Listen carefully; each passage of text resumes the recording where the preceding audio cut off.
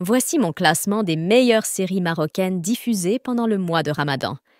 J'ai regardé 4 nouvelles séries dramatiques marocaines tout au long de ce mois, en me concentrant sur 3 aspects: la réalisation, le scénario et le jeu d'acteur. Tout d'abord, commençons par cette série. Le concept est brillant, abordant un problème très sensible mais prévalent dans la société marocaine. Cependant, la série présente quelques défauts majeurs. Les séquences sont disjointes et certaines performances semblaient froides et peu convaincantes, indiquant que la réalisation n'a pas pris le temps de revoir les séquences, ce qui a finalement nui à l'image de la série. J'étais très déçue. Je lui donne une note de 5 sur 10.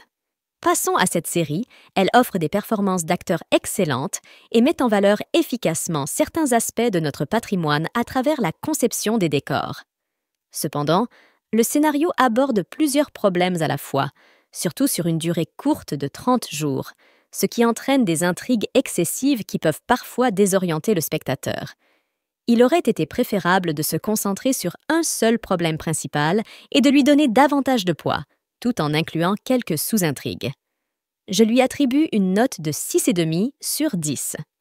Quant à cette série, elle présente une cinématographie et des costumes impressionnants, notamment Saadi Al-Adib et ses superbes tenues traditionnelles marocaines, que j'ai trouvées fantastiques, sans parler de son jeu d'actrice impeccable.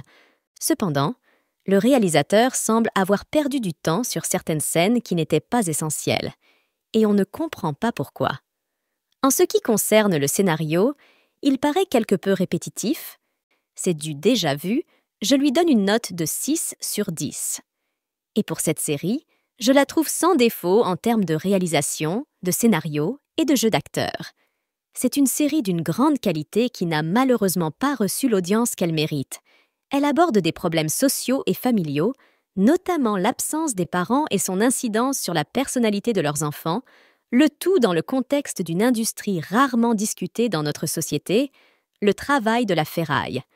Le concept de la série est frais, intrigant et captivant. Je lui donne une note de 9 sur 10. Ainsi, personnellement, voici mon classement.